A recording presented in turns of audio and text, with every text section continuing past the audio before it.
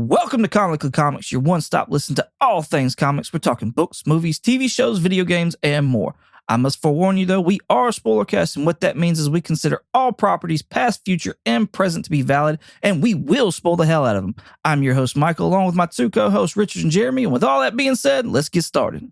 All right, it is Sunday, the 21st. That's wrong. It's Sunday, January 21st. Let's try it that way. That's much better. Flows a whole lot better.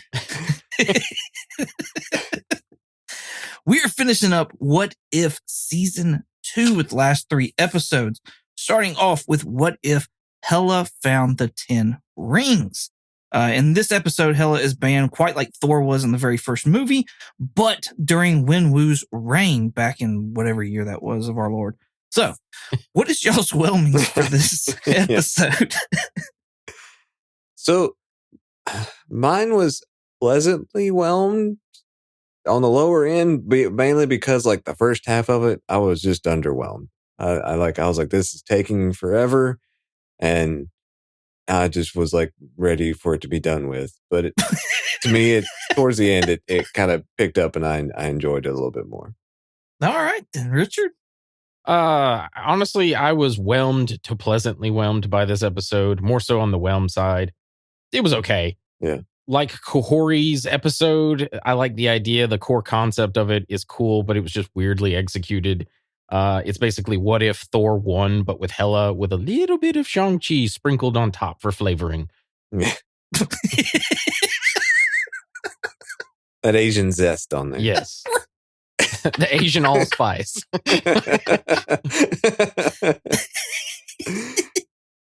In true Comically Comics fashion, I was pleasantly whelmed by this. I enjoyed it. I think this has some of the best lines in it than any of the other episodes up until now. They just cracked me up. They were funny. Yeah. And like, I understood what you were saying, Jeremy, because like at the beginning of it, I was interested in it. And then when she, like, after she couldn't pick up the helmet and she gets closer to Ta Lo, I was like bored with it. Yeah. But then when she went back to go fight, I was like back in it. So I was like, all right, here we go. Yeah. So I was like, up, down, up. Yeah. So, yeah. The lines that I'm talking about, the ones that I wrote down, one was that power is not of this realm. I thought that was really cool. Talking about the 10 rings that Wenwu had. I felt like it kind of confirmed what everybody's been talking about as far as the rings I always thought they were from Kang, but apparently they're not. So maybe they're from some other realm or something like that. Yeah. I still say they're McLuhan technology, but who knows? Yeah. I mean, that's comic book accurate. So she puts on the red dress that Wenwu provides her. And she says, at least your blood won't stain when I slit your throat. I was like, oh, that's pretty dark for a Disney Plus thing. And there was several other things she said that was just sarcastic, like it's not the first ass that I let lead into battle or something like that, or followed into battle. I was like, this is great. Talking about the little guy, the little Morse. Yes, who's got an ass for a face, and vice versa, or a face for an ass. Face for an ass, yeah. Yeah, because she was like, oh, I'm sorry, I thought I was talking to your face. What are some of the stuff that y'all enjoyed or didn't enjoy, apparently? Well, I think like mine kind of concurs with yours as far as like, I mean, I was enjoying it there towards the beginning, but it was just it was the journey of getting to there that just seemed to drag on a little long. But I feel like it was Hela being Thor, but being like a more witty Thor and not as like stupid. What's his name? The director, I can't ever say his name. Like Waititi? Yeah. Not him not bleeding all over it, basically. Like just like it was a proper like comedy in there, not every other word, basically. The irony is that Hela was in Taika Waititi's movie. Oh, I know. Right? I know, but this one was just like not overly done. So she was done so dirty in that movie. Like, yeah. I thought I loved the actress that played her, and I just love the way the character was done in that movie. I wanted to see more of her. Yeah. I agree. Kate Blanchett is the actress that plays Hela. She voiced her here too, didn't she? Oh yeah, Jeffrey Wright once again as the Watcher. Kate Blanchett, Jeff Bergam was Odin, which real quick, one of my notes as far as that, Really? that's a terrible Odin impression. It does not Mhm. sound anything like fucking Anthony Hopkins. Oh, it fooled me. Fedor Chin was Win Wu. Let's see here. Lauren Tom was Jia Li, I guess is how you say. Idris Elba was Heimdall. Oh my god. Yeah, there wasn't a lot for this one. Not basically they spent it all in the like last 2 episodes. Anyway, what were you going to say, Michael? Sorry. Oh, I laughed at Heimdall getting Idris Elba back as Heim. Like, Oh, why? Why spend that money on him? I don't like. No offense to Idris Elba at all. Like I love him as an actor. He's done nothing wrong that I know of, and a lot of the stuff he's done, I've enjoyed. But I just He had like 2 lines. Yeah. exactly. He had about as many lines as he had in Thor 1. Yeah, I was about to say, he had 2 lines, and honestly, I was like, you could probably just reuse them from like Thor 1, 2, and 3 and just splice them together to make it sound like he was like you got him back to record, which who just knows? piece him. Yeah. Maybe they did do that and then just credited him anyway. Yeah. He's just got the money for not doing any work. Yeah. Well, for Wicker, he already did. Oh, yeah. Yeah. So He pulled a Maria Hill. He pulled a Colby Smulders.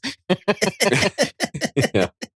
I liked that we, for a very brief second, because it's one of the places that I've been wanting to see, and we never really have seen it out of the 9 realms, is Hell. We got to see it for like a very split second at the beginning of the episode when Odin banishes oh yeah. Hela to Hell. You see it for like a split second, and then it's gone. But yeah, I had the note about the 10 rings being mentioned from another realm. I laughed out loud when they recreate the scene from Thor 1 when he's trying to lift the hammer in the rain and he can't, and he's like screaming into the sky. But they do it, obviously with Hela, because it was just very like goofy looking and dramatic, like overly dramatic. My funny note was Win Wu wants that Dami mommy. He wants to be stepped on. He wants to be spanked. Like he is into that Dami mommy.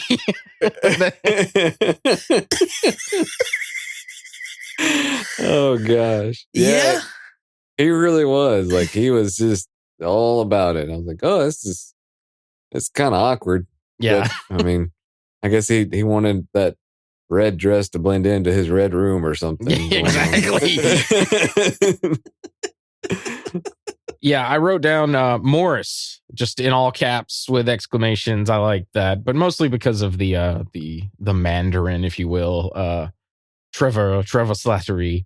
Oh yes. I kind of hated all the stuff though with Hela like talking with Morris. I don't know. It just like she kept hammering home is like he has a butt for a face. We get it. It just there was a few jokes that I liked. I liked the leading an ass or ass leading me into battle. That was quite funny, but there was a couple I was just like, okay, we get it. He's got a butt for a face. My biggest complaint though is Odin does a complete 180. At the beginning of the episode, he sends Hela to Earth to learn mercy. Yeah. And then when she shows him mercy, he says the line, "Since when does my daughter pass on a chance to end life?" And it's like, after she decided to show you mercy, the thing that you sent her here to learn, Yeah. wasn't that the whole point for sending her here? He was shocked. And my last note, honestly, for this episode is when she becomes Hela the White. It was very Gandalf the White. It was like, I am Hela the White. I've come back to you now at the turn of the tide.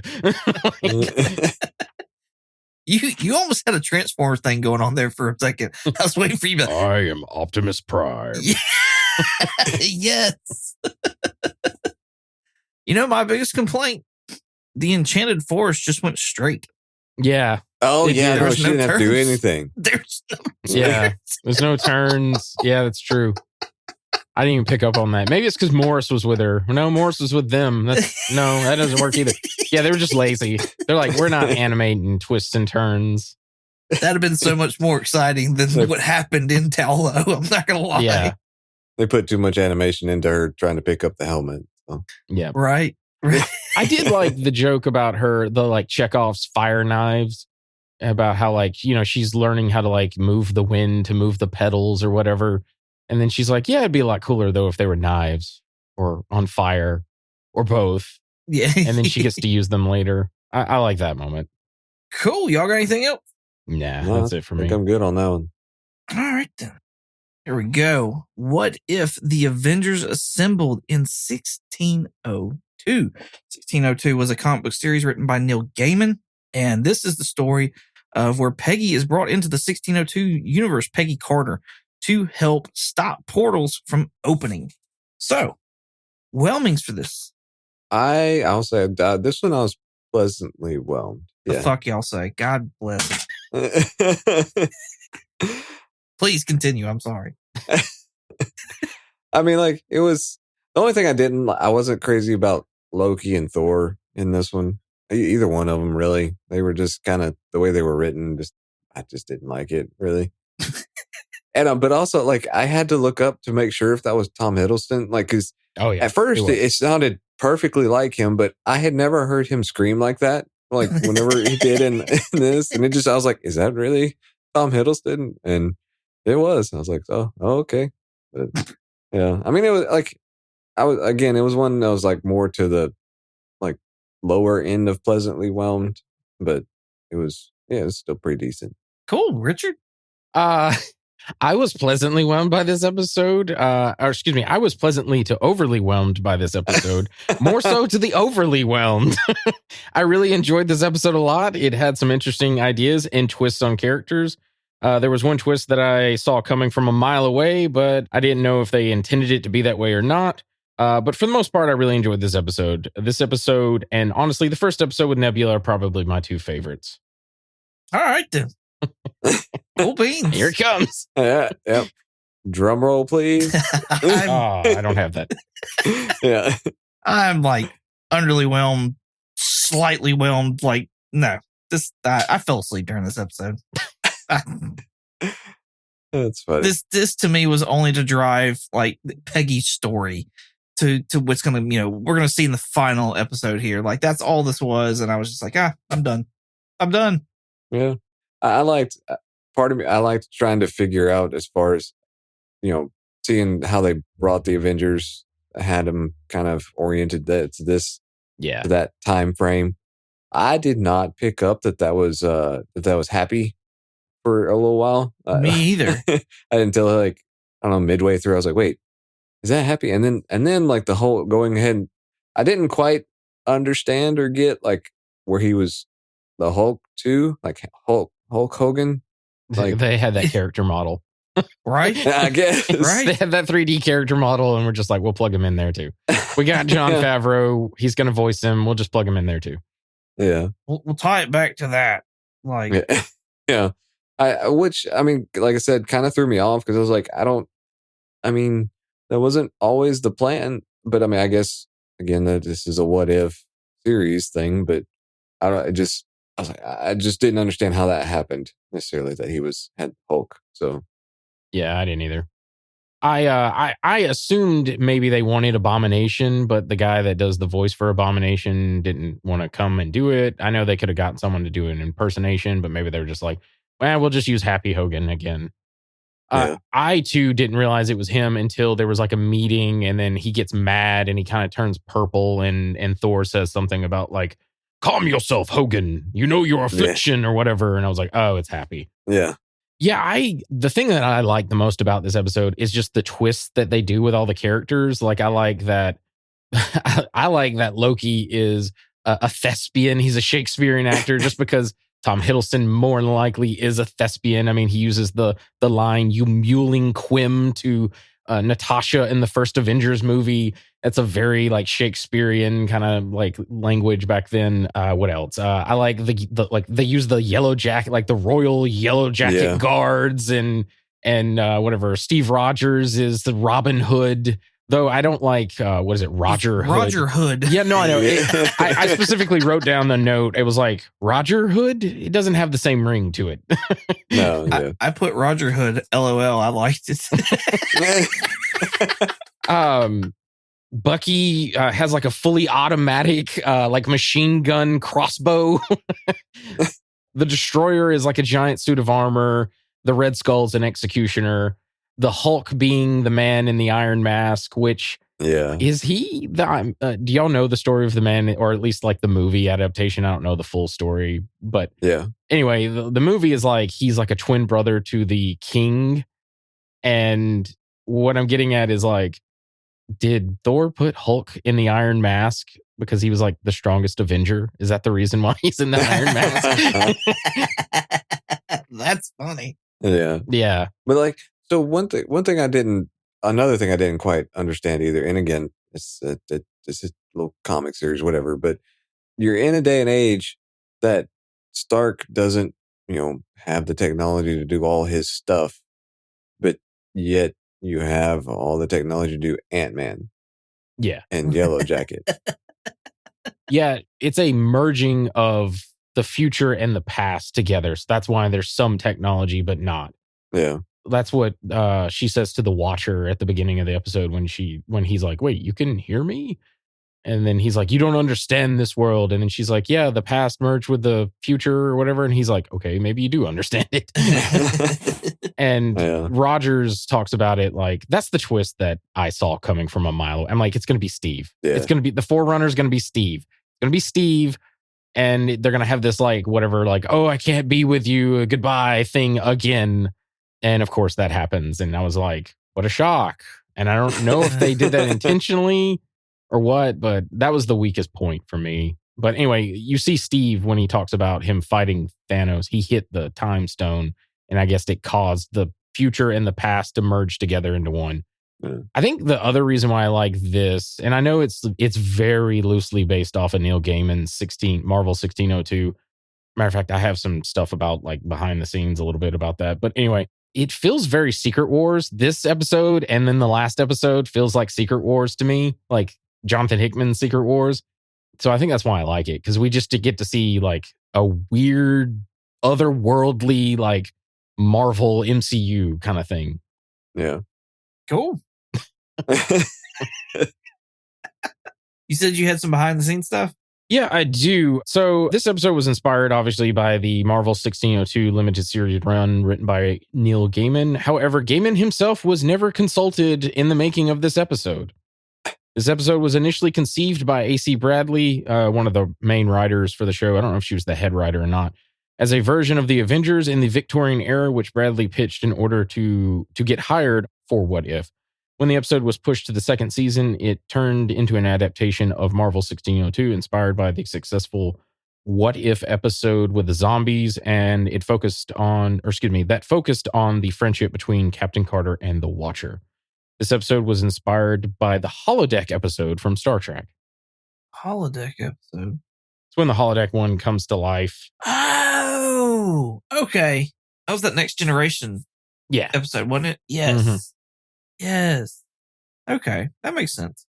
That's pretty cool. Probably watched like 2 episodes of Star Trek in my life.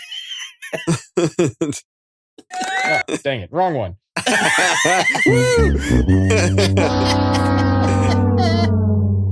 The other thing I liked, Tony was like, I had some like really funny moments. I like when the Hulk smashes through and says, signal, signal, signal. I thought that was really funny.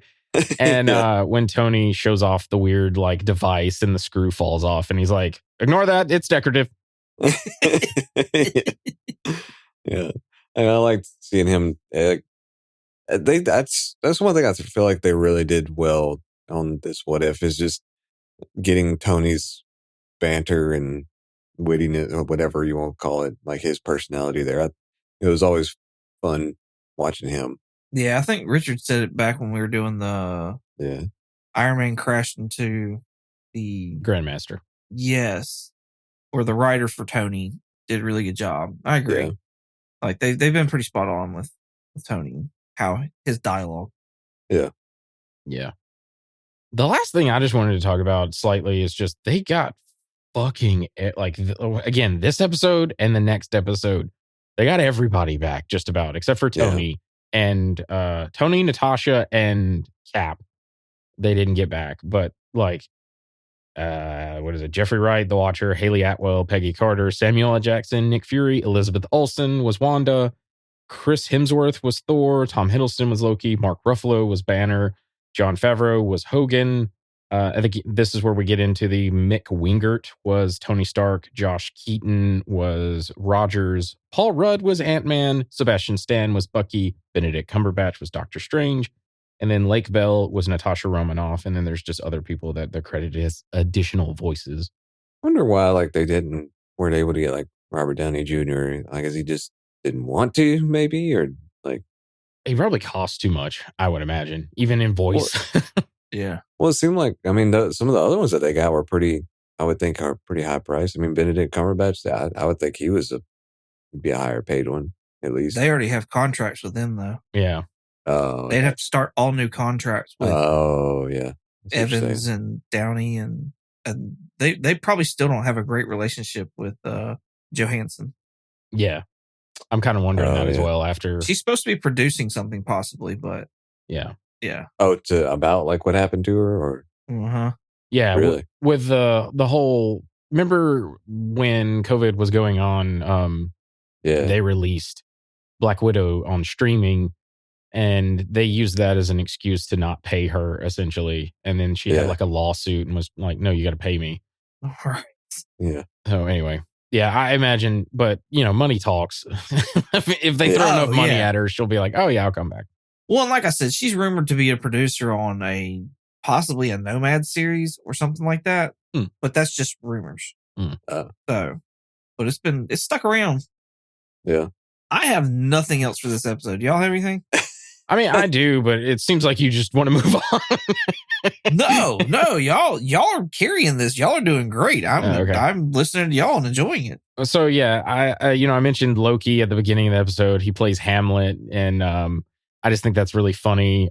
He makes some jokes about like he has a skull, and Peggy ends up like stealing it, and he's like, "Oh, that's my Yorick," and then she like uses it, and he says something like, "Oh, poor Yorick." Anyway, that's a line from Hamlet.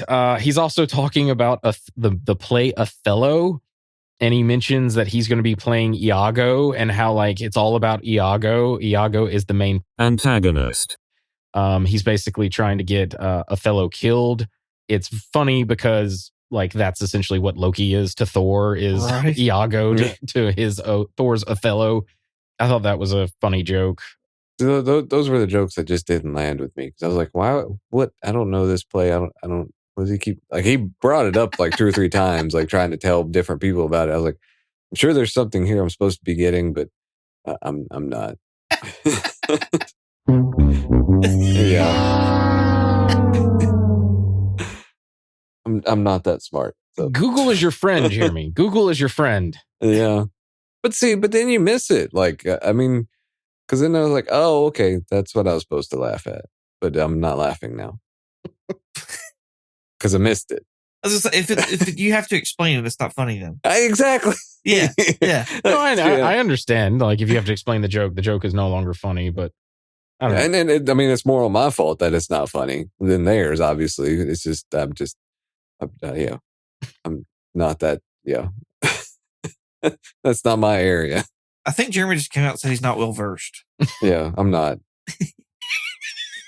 The last thing that I have is Peggy Carter can apparently hear the Watcher, which I'm wondering, is that like after you spend so much time around the Watcher, you can hear and see him sometimes, or well, considering the next episode we're going to talk about, Peggy Carter's a bad bitch and can do a lot of shit. Yeah. I mean, I'll be honest with you. This last episode was like, man, someone is just straight up writing some fucking fan service for Peggy Carter. I know. Well, that's what I was thinking too. Like through this, I was like, they got to be getting something ready to do for Captain Carter, like some kind of movie or something, prepping for her, getting all hype around her or something. Yeah, I feel like maybe. But I would love to have seen her just like one time, just do whenever the Watcher would like come up behind her, just do the whole like punch backwards and just smack him in the face. Just like, like just would love it. Yeah. Just shut up and leave me alone. That's it for me. Oh, okay. Cool. Jeremy? Yeah, I'm good. All right, then. On to episode 9. Sure. What if Strange Supreme intervened. Oh, Strange you're gets right. Peggy to help him. What? Yes. It's almost like they did that on purpose. Yeah. Strange gets Peggy Carter to help him with a potential threat, or so we think. This is the finale of season 2. I think it's interesting that, like, to really understand this episode, all you really have to get is what, 4 episodes? No, 3. What are the episodes are you referring to? So you got to get the Kahori episode. You have to have seen that one. You have to have seen at least the 1602 episode. This is where Strange comes in to talk to Peggy Carter. And then to understand the 1602, which I guess you don't have to watch it, but then the Peggy Carter fights the Hydra Stomper Oh yeah. episode, just to know that how she got to 1602 and then Yeah. from 1602 to get to this episode. But you still don't think you have to, because it's what if. I mean, So yeah, they do a good job at the very beginning of the episode kind of explaining a little bit, but because what's his name? The Watcher, Uatu, talks about whatever her friend when they were like the Guardians of the Multiverse. But I was thinking even last season, you'd probably need to watch the Strange Supreme episode and then the other 2 Guardians of the Multiverse episodes to understand that. But I mean, I think they do a good job, but I don't know. I'd have to like show somebody who hasn't seen it and been like, did you make heads or tails of this episode? I guess my assumption was based off somebody already having seen season 1. Okay. And like, it seems like there was a lot more connective tissue in season 1 comparative to season 2, Yeah. where like you needed to have seen several episodes to see that team kind of come together Agreed. for that last episode. Whereas this one, I feel like if you've seen season 1 and then you watch 2, maybe 3 episodes of this one, you'll understand the ending of this one, no problem. Yeah. Yeah, I would agree with that then. If we're going under that assumption. I can't talk. Well, there's a lot of callbacks as well, which are really cool. So, but before we get into all that, what are y'all's whelmings with this episode? I was like pleasantly to overly whelmed on this one. Okay. I really enjoyed it. I enjoyed seeing Strange. What is he? Supreme? Strange Supreme is what all the wikis call him that. I got you. So yeah, I liked bringing him back in. I liked seeing all the different characters that came in there, which I was like, well, there's a lot of people I don't know that I should know, but Who? Exactly. And I mean, I loved watching Peggy doing all the Infinity Stones and everything like that. That was kind of funny, so kind of cool. All right, then, Richard, what is your whelming on this? I was so all the other episodes, I think I'm this whelmed to this whelmed, but more so on this whelmed. This is the one I firmly plant into the pleasantly whelmed category for this episode. This episode had a lot of action and just a bunch of cool things that we've never seen. It was like a child playing with his toys. It was like, and what if Peggy got all the cool weapons and then beat the bad guy?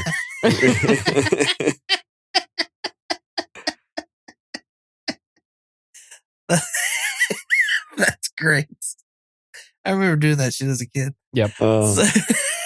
So I'm with y'all on this one. Like, I'm pleasantly to overly whelmed.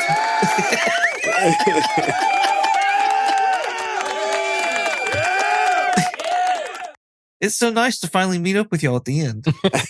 Yeah, we just had to work our way around there, right?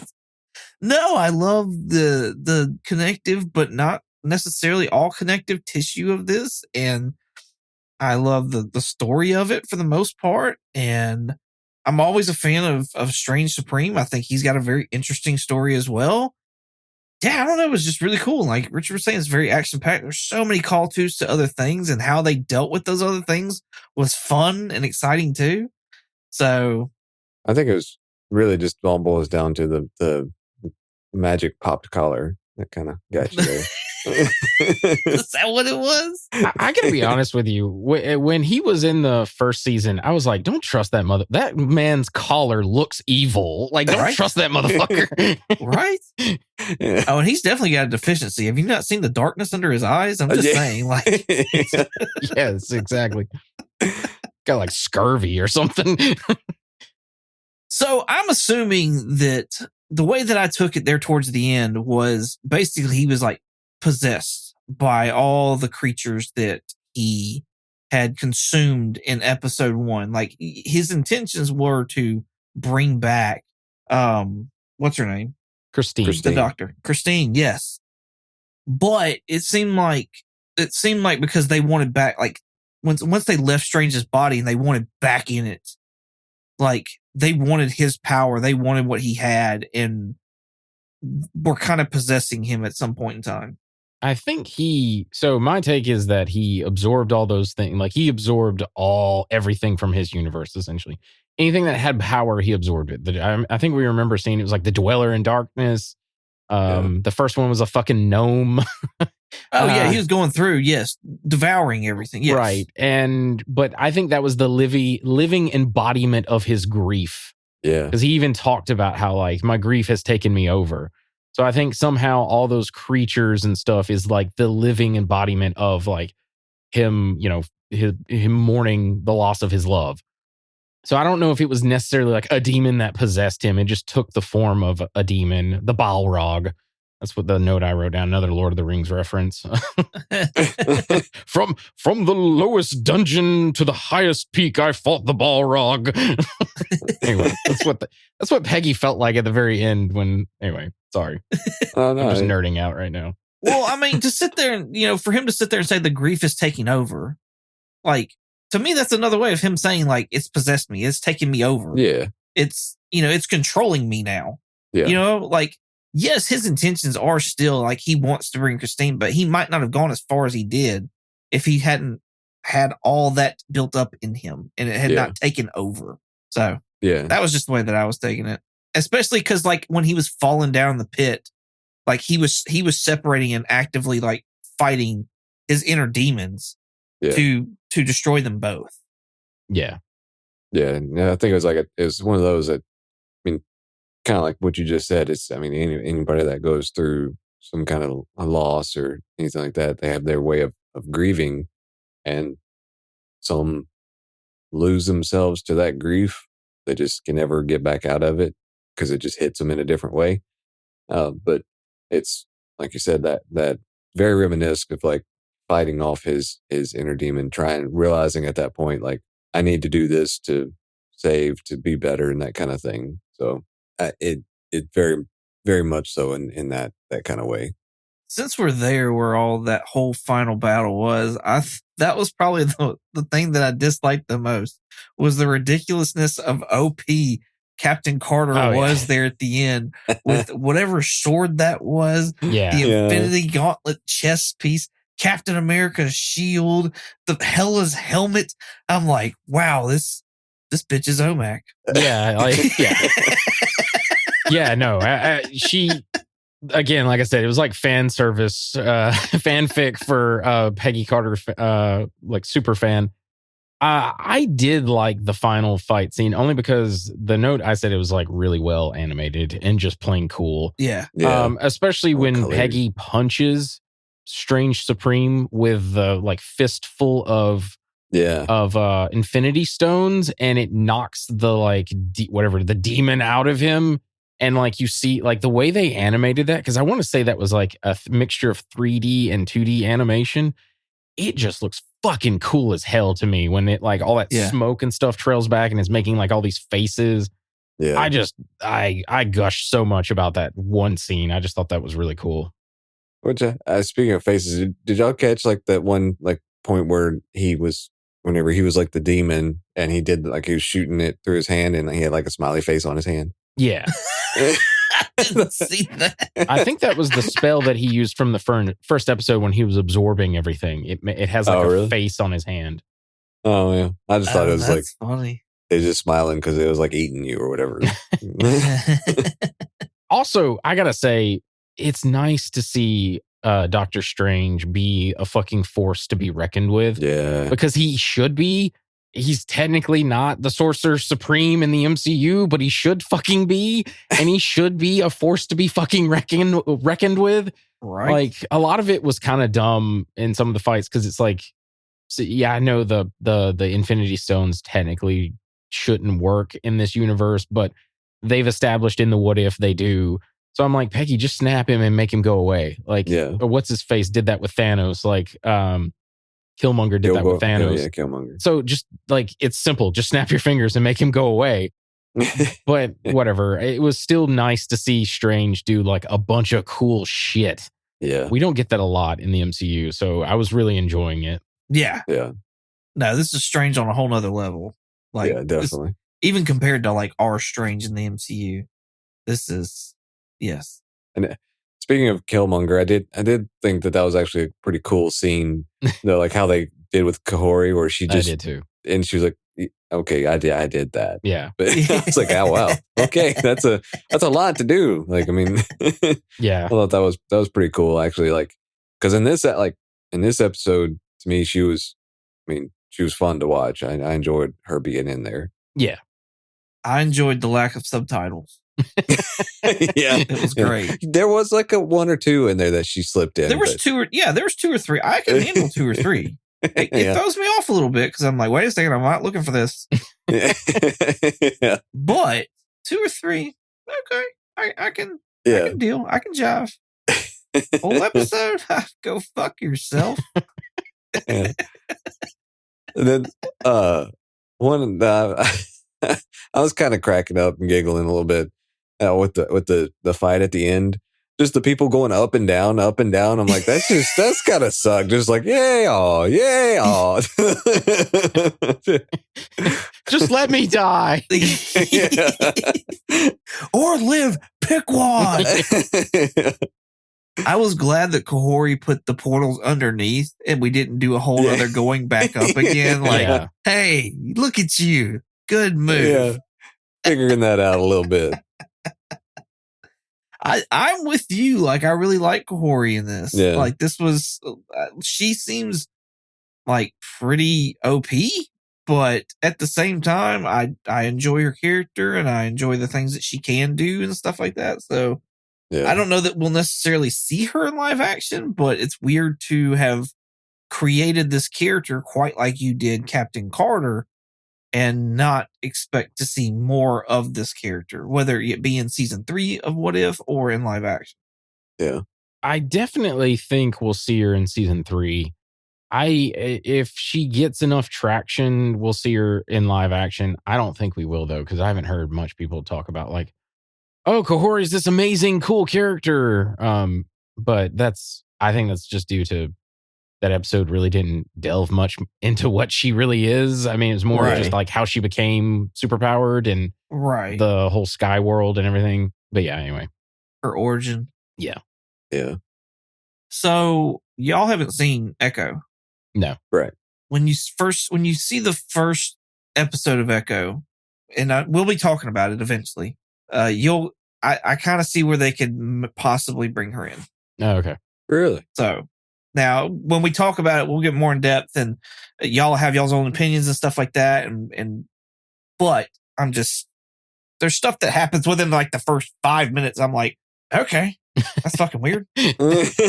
Yeah, she's Native American, so I could easily see them somehow establishing a connection there. Well, yeah, but I mean, like, just be one of those like, okay, so how are they going to give her powers if like Tesseract's already been? She's already got powers. They just have to bring her into a different universe. Yeah, true. Which Uatu can do that. Like he sent her back to hers at the end of the episode. Yeah. Speaking of the end of the episode, Oh, did he? I know, right? What if? Yeah. We got to see the world tree. What is it? What's Yggdrasil. That thing, yeah. Idris Elba. Yeah. We got to see it again. Not Idris Elba. I think the technical pronunciation is Yggdrasil, but yeah, anyway. Yeah, I had that down as we get to see Yggdrasil. The trivia is that the final shot for that episode in which the Watcher and Captain Carter look at the tree-like multiverse was initially going to be a simple look at the multiverse without the tree design. However, in the first season of Loki, it ended with a similar shot, so they weren't able to use it. However, during the production of the second season of Loki and of What If, the creatives of Loki approached the What If creatives and told them about the final ending with the tree design and asked them to use that design. So that's how that ended up in there. It's cool. I feel like it solidifies even more so how this is part of the MCU, but it's so distant from any and Yeah. everything else for the most part, which is cool. Like, Yeah. if you get down with the animation, Which I mean that's kind of supposed to be the idea of like the multiverse stuff, and it like it still Yeah. can be all intertwined, but Mm-hmm. have absolutely no effect on what you're watching in the movie theater, basically. yeah, your proper MCU. Yeah, what's his name? Eric Voss, New Rockstars. He was talking about how, like, even technically the Spider-Verse could exist within the MCU multiverse. He was saying how, like, they showed the Loki multiverse from Loki season 1, not the tree, but they do have it going horizontal or vertical, so it kind of looks like a tree. So they were saying, he was basically saying, like, that's the MCU multiverse, and then the web of life is basically like webs from branches of a tree that exist within the same like multiverse as well. It's a whole thing. Watch his video. I'll plug him. I mean, New Rockstars. Go watch his video. they're cool. That's a cool channel. Yeah, no, I like it. Eric Voss, yes. Y'all was talking about Kill Panther earlier with Kill his. Yeah, that's what I call him. I think he's called that in the comics as well. Oh, is he? I didn't know that. Yeah, I think like when he becomes like the Black Panther in the comic books, I think he takes on the moniker Kill Panther, or that's what he's called. And That's a dumb name. but that was a cool way to get rid of him, because I was like, oh shit, and then Kahori did that, and I was like, good on you. Yeah. Good on you. Didn't see that coming at all. Yeah. I didn't either. I thought that was pretty cool. Like, because you got Captain Carter getting all ready, like saying this is gonna be a pretty rough battle or something, and then oh, we're done. How is she able to wield the freaking Infinity Stones, but Tony Stark can't? Because she's Captain Carter. Look, girl power ain't got nothing to do with this, okay? I mean, she is a super soldier. She's got that over Tony. Okay. Yeah. Okay. I mean, because this was fan service for Peggy Carter, essentially. I mean, even Peter Quill had issues holding the Power Stone without, Rocket And he Gamora. was half celestial. Right. Right. Yeah, true. I mean, how does Killmonger? He's just a normal fucking dude. That's right. I will say it was shown that she only used 1 or 2 stones at a time, not the full gamut. Until she balled up her fist with them. Yeah, but I don't even know if she used it. She just like used it was purple. So I assume it's the Power Stone and just punched the shit out of Strange. But I don't know. Maybe that's it. Yeah, to be honest with you. This still didn't explain, what's his name? Black Panther. No, it doesn't. To be honest with you, I've thrown everything like logic when it comes to the what if, because after they were like, oh no, the stones can work in different universes. I'm like, okay, so it's just whatever. The Wild West. The stones can work in different universes, but this machine, you have to destroy them? No. Yeah, exactly. Speaking of the Wild West, we saw a cowboy Loki. Right? I would like to know the story there. I wrote down, good God, it took me forever to like write down a lot of the stuff. So we see Cowboy Loki, the Great Protector, Scarlet Witch, Howard Duck. I wrote down Howard the Scarlet Witch Duck or Scarlet Howard the Duck Witch. I couldn't tell who it was because it looks like Namor with a cape, or it's the Collector. I'm not sure from that What If T'Challa was basically Star-Lord episode. I called it Cyborg Rocket. I didn't know what to call him. Thor Hulk or Asgardian Hulk. Obviously, the return of zombie Scarlet Witch. Which I did like on that. Like, I thought whenever she said that, warning about the zombies, and Kahori is like, "Don't worry, zombies are pretty universal." And I was like, "Don't you mean multiversal? Maybe." Yeah, that is true. Except for in The Walking Dead, ironically. Yeah, nobody knows. We also see a gnome, which is one of the universal killers, which I thought was funny because that's from the episode of where you see the origin of Strange Supreme. One of the first things he absorbs when he's learning that spell is a gnome. And apparently it was a universal killer of some sort. Anyway, the thing that I like and why I said it felt very Jonathan Hickman is when the zombies are all like surrounding them and they get rid of Scarlet Witch and then all their eyes turn green and Hela shows up and she's like, like I'm the goddess of death. Like I can control zombies. It felt very much like Black Panther showing up in Jonathan Hickman's Secret Wars. Yes. And he's like, I'm the whatever the king of, what does he say now? I can't even remember now. Oh, It's like I'm the king of the underworld or something. I don't know. Anyway, we need to read that comic. But yeah, my note was like, this feels very Jonathan Hickman Secret Wars. I could see that. I was man. I saw Hela come in, and I was like, yes. But then she was bad, and I was like, no. When in that same scene too, when Surtur shows up and he's like, I am Asgard's doom. I'm like, is that all you can say? Yes. Well, I think it's funny that they kind of picked on that because I was like, yes, we know. Like, shut up. I'm telling you, like her dialogue, I fucking love. I just love it. All the sarcasm. I'm here for it all day. Yeah. I so want her back. So want her back. I think it'd be cool to see if she came back. I'd love for them to do like a supervillain team for Secret Wars. I would love to see that Yeah. where they brought back like Ultron and Thanos. Yeah, that would be cool. Hela and The dark guardians of the multiverse. That would be cool. something like that. Oh, they could call it like the destroyers of the multiverse or something. Yeah, I like that idea as well. that would be fun. Yeah. So I was going to ask y'all at the start of the episode, we get the Marvel logo and it's with the what if characters instead. Have they ever done that before? I feel like this was the first time they did that.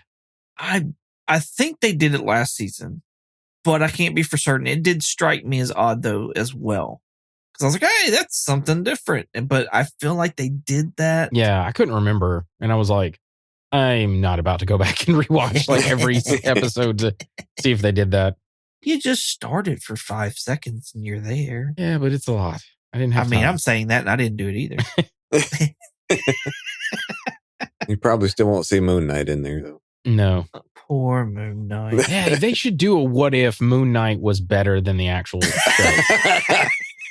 That's what they should do. What if Moon Knight wasn't invincible and there were stakes? Yeah. Yes, exactly. Like actual stakes. What if we actually showed you the fight scenes instead of blacking out and then showing you the aftermath?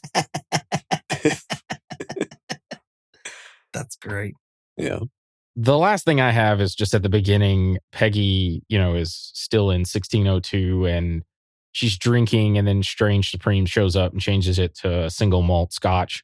I was just like, she can't get drunk. That's one of the things that Steve mentions in the first Avengers movie or first Avenger movie. You just answered this. You throw all logic out the window because it's true. what if. Okay. Yeah. That's true. She's like a preteen with some, like margarita mix. They think they're getting lit off of it, but like in actuality, like they're getting white girl wasted. yes. Yeah, I thought it was a fun episode, but yeah, I do agree. It was just like Peggy is not only the most powerful being ever, but she's the savior of the multiverse. Right? Yeah. But it was still fun to watch. And there's really only one true captain that can save the whole movie. Oh, here we good go. Lord. Here we go. Woo, Brie Larson.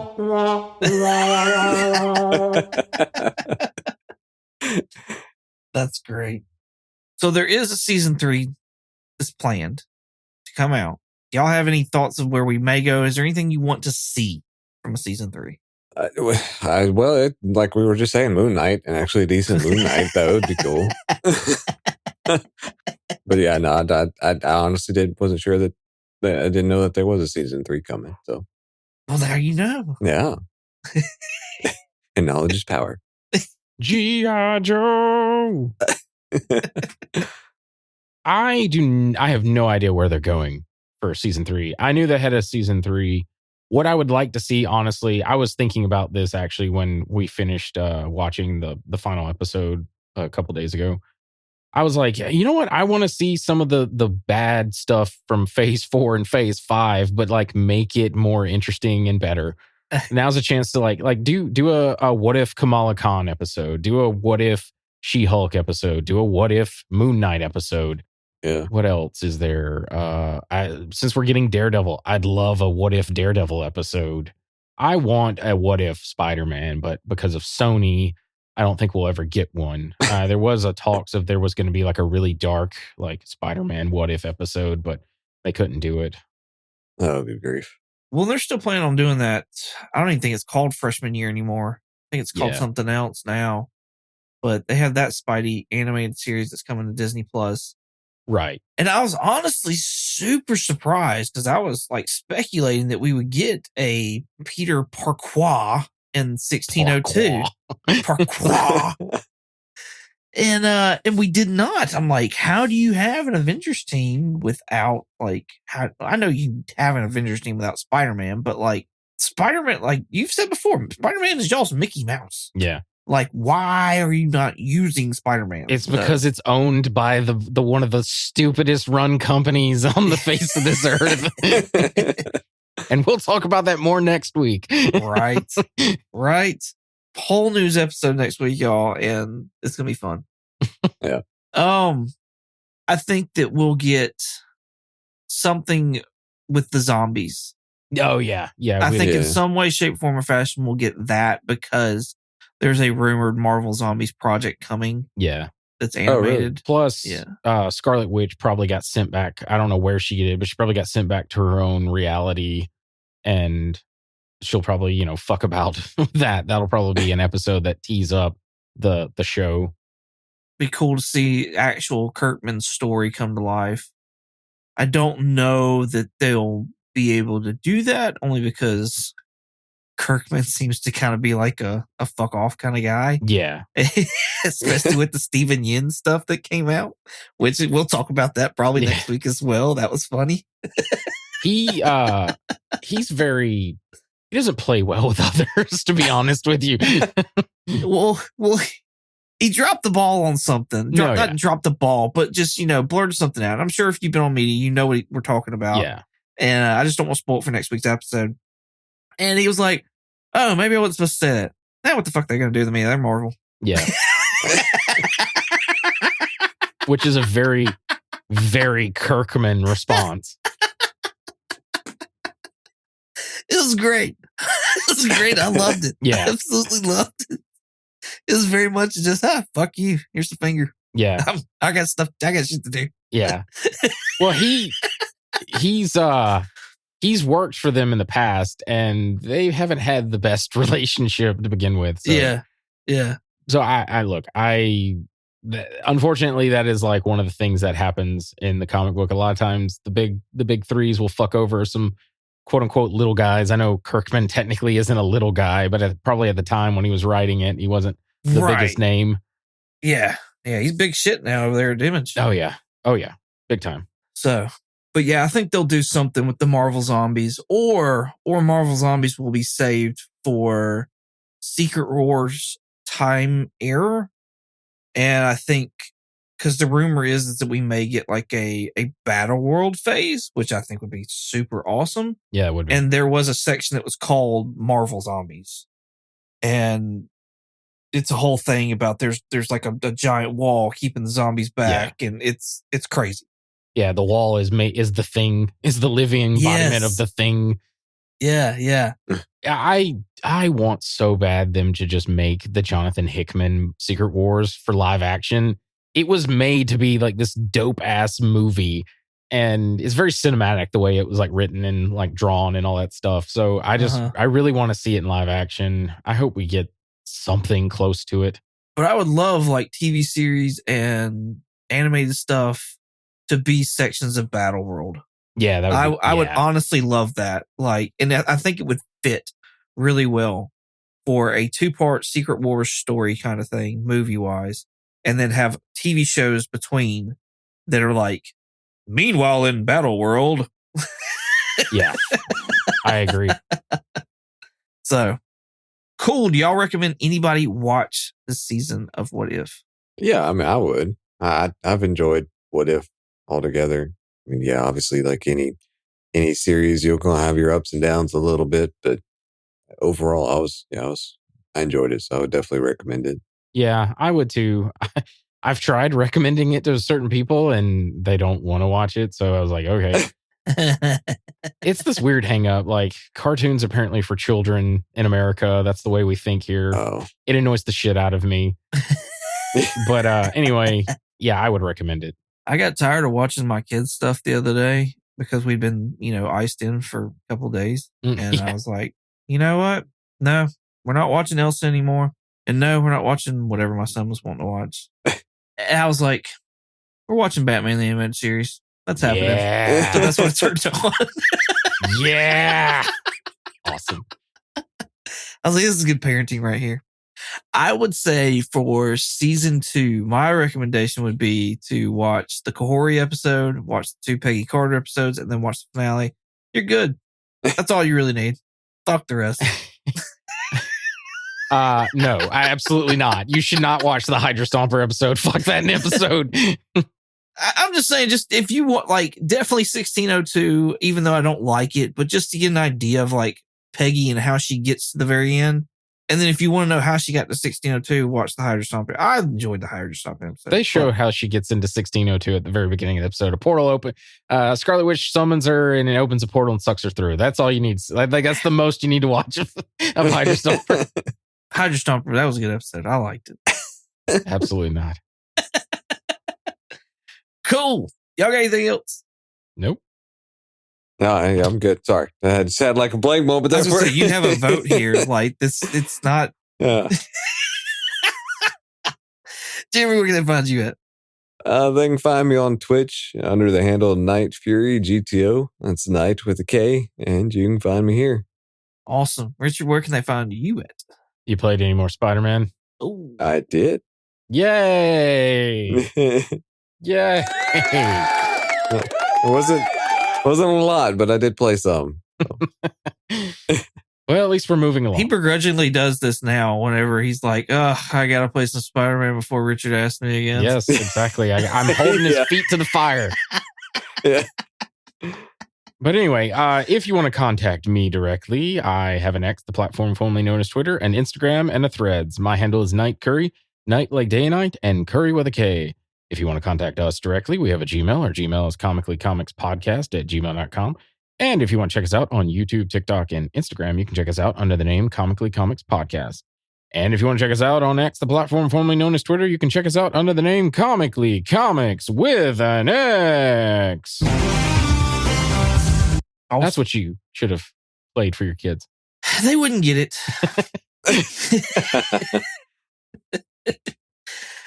You can find me on Instagram and eBay and Shortbox 22_comics. You can also find me on YouTube at 22 comics. Thank y'all so much for listening. Hope you enjoyed it as much as we did making it. With all that being said, think about it, Jeremy. Bye, Jeremy. Bye, Jeremy. Bye.